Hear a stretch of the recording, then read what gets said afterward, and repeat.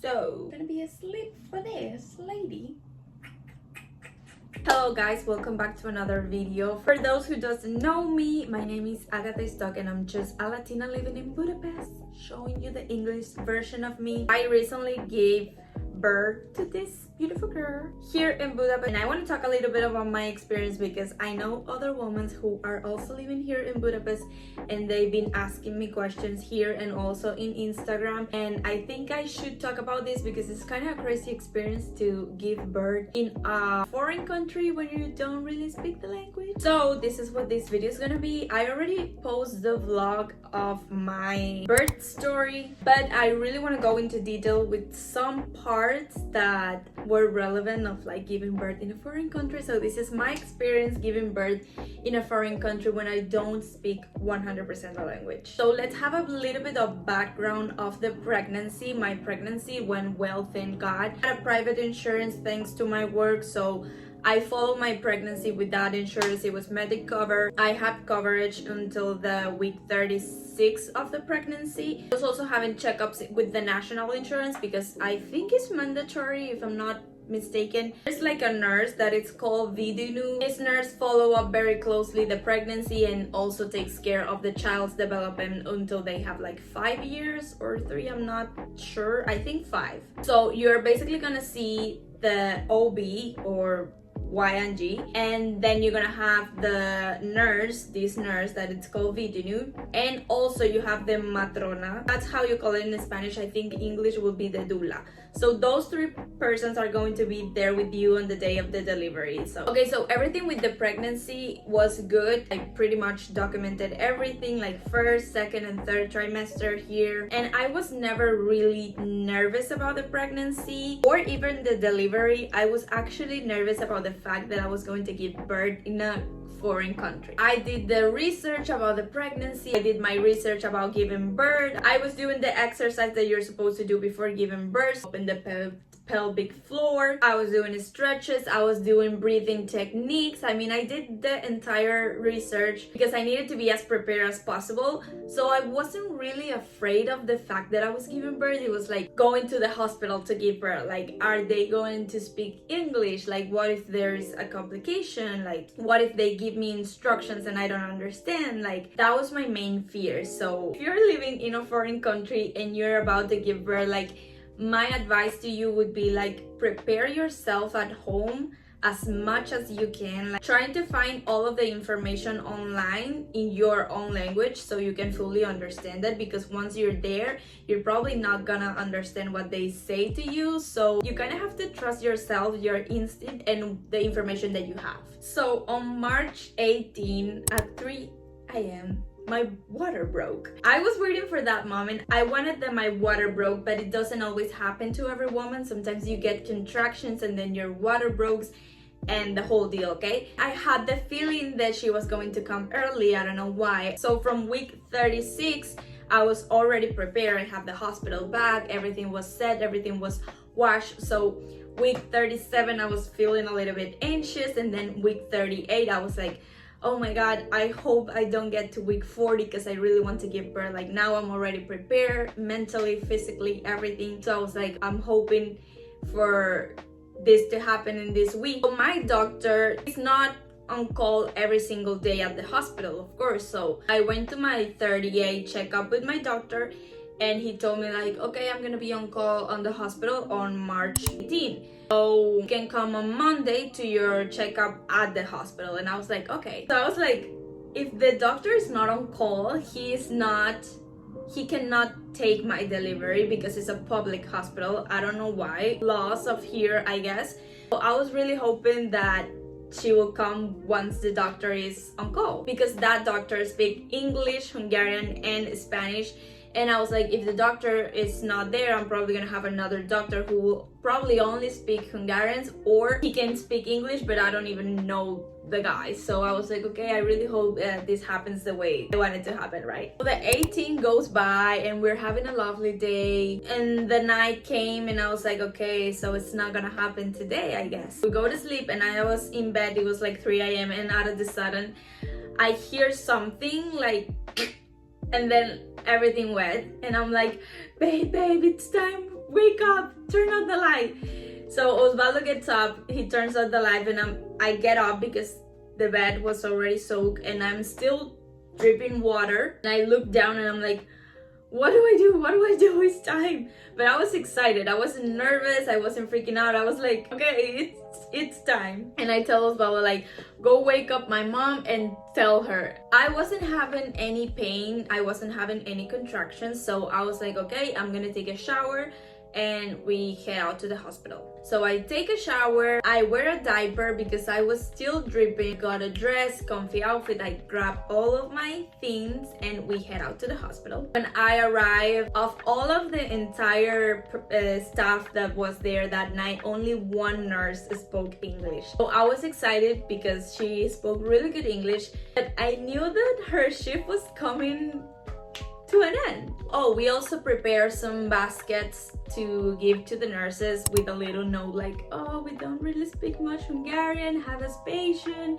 thank you so much for what you do, and happy Easter, because it was around Easter. And I know the baskets you usually give them at the end, but I really wanted to give it before the delivery because we don't speak the language, so it was like a little something to hear, have us patient, because we don't really speak the language. And honestly, I think that made a difference because to all of the people that we gave the basket, they were amazing with us. I gave birth at the St. Janos Courthouse Hospital. Around 8 a.m. the new nurses came. I have already been a few hours in labor, but I wasn't really having contractions, so they decided to induce me, and we got the luck of having the most kind and gentle and beautiful nurses in the entire hospital. I'm sure that she was the best. My doctor came because his shift has finished and he needed to go home, and I was like, who is going to do my delivery then?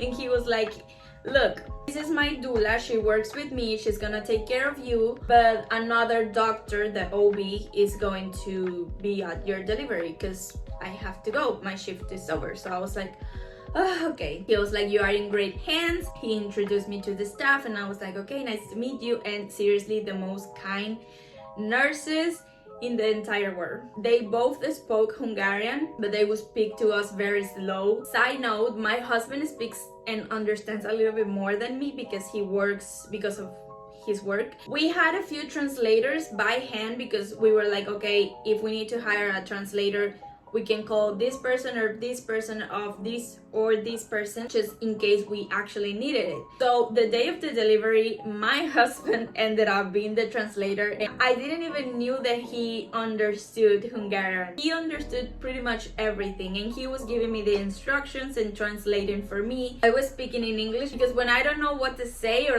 I'm not gonna say in Spanish, I just speak English when I don't know, when I am nervous. Okay, so we stayed with those nurses laboring for like 11 hours. It was 7 p.m. and I was 7 centimeters dilated, and she was like, oh, my shift is about to finish, you're doing great, they already put you the epidural, you're having contractions, but I think you're gonna be like 2 to 3 hours more. So I was like, oh, I'm so sad that you're leaving because I'm sick and I don't get this. She was like a grandma to me. Like, you know when you touch someone's hands and it's like you feel like your grandma is touching you? Like, that was the feeling. I was like, she was there with me through the contractions, and she will be like, you can do this. She will grab my hand. She hugged me when I was having the epidural, so she was lovely. Me and my husband loved her, and I think like the experience could have been so different, but thanks to her it was lovely. Her name is Evie, by the way. So when she left, I was 7 centimeters dilated. The new nurse comes in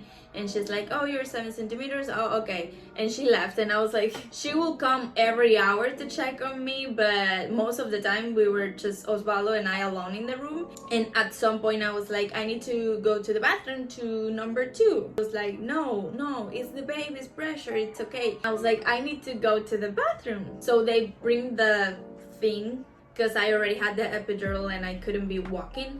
So they bring the thing, and I was like pushing and pushing, and it was the baby's head. And I was there pushing for a while because I thought I was going number 2. It was just the pressure. Then I tried the squatting position. I was pushing on my side, and then the contractions were really unbearable. They were like every 1 minute, and I felt like I was dying. I was literally like I think I'm gonna die. There was a point that I was like, God, please help me because I feel like I'm going to die. I had the epidural when I was like 3 centimeters dilated because I was like, I know you can ask for the epidural if you are past 2 centimeters. So I was like, I'm not gonna wait until 5 to ask for the epidural. So I guess I asked for the epidural early on the labor, and when I was time to push, I guess the effect wasn't there anymore and I was feeling everything, so I felt like I was dying. And I will keep asking to this nurse, I was like, I need more, I want more, it hurts a lot.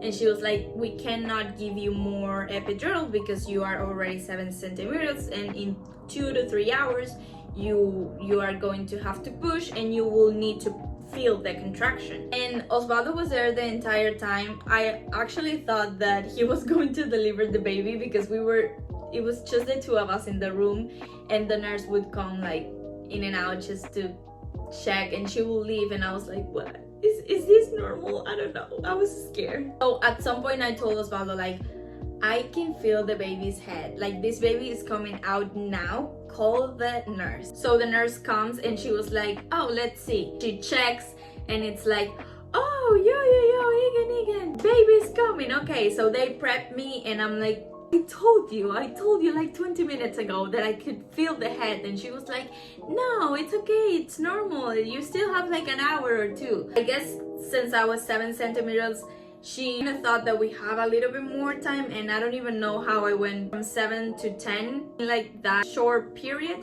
but I was like, I need to push now. So they prepped me and I start pushing, and literally 20 minutes of pushing and she was here. Low-key, Osvaldo did deliver her because my brain was like shut down. I was like not talking, having contraction every 1 minute, so I couldn't recover my breath, and I had another contraction and another contraction. Osvaldo was translating for me and he was like, okay baby, push, now she's going to do this. Like, I wasn't understanding anything. OB was there too. I was only focusing on what Osvaldo told me and like what I felt that I needed to do. As soon as she came out, I was like, give me my baby. I put her in my chest. I started shaking. I was shaking. I felt so cold. My husband's tell me, okay, you need to push again. And I see the nurse and I'm like, see my baby, and I'm like, what am I need to push? And they say she needs to push the placenta. And I was like, I just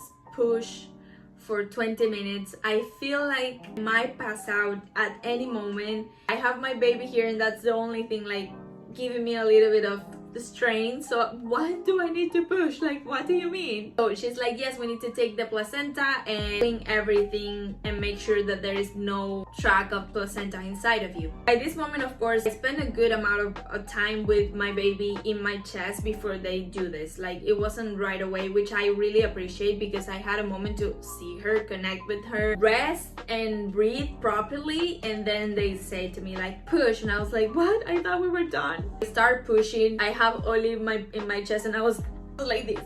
I was shaking so bad. So she starts pulling and pulling and they take everything out, and then they put me a little bit more of anesthesia because they will stitch me up at a first degree tear, and then they took the baby so they can measure and weight her and all of that. So Osvaldo went with the nurse when they did that. Then I was in the room for like an hour with her, and she told me like, we're gonna send you downstairs to the recovery area for maternity. The baby usually spends the night like in the unit of babies. So I was like, what? I'm not gonna spend the night with my baby? No, I didn't spend the night with you, you know? They took you away from me and I was very sad.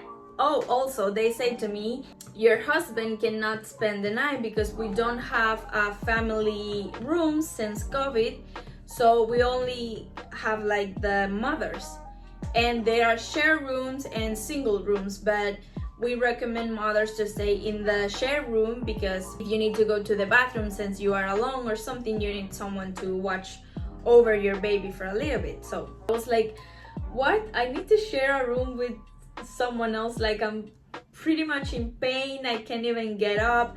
I need my husband or my mom. And they were like, no, I'm sorry, they can come and visiting hours, but they cannot spend the night there. That was like a very curious experience for us because we weren't prepared for that. Anyways, I did what they recommend me to do. I spent the night in a shared room. I slept for a little bit and I was pretty much alone in the room the entire night because the other girl was going into labor. So this girl comes around 4 a.m. to the room and I'm like, it's 5 a.m. already, can I have my baby? And they were like, no, we're gonna bring the babies to the room by I believe 7 or 8, I don't remember. So I was like, oh, I want to see my baby. And every time that I hear a baby crying, because we were close to the baby unit, I was like, is that my baby? I don't even know how she cries. It was horrible because I felt so terrible. But I think they do it so the mothers can recover, and since you are alone and your partner cannot be there with you, the mom needs to recover because she can't really take care of the baby, like she can't really get up and all of that.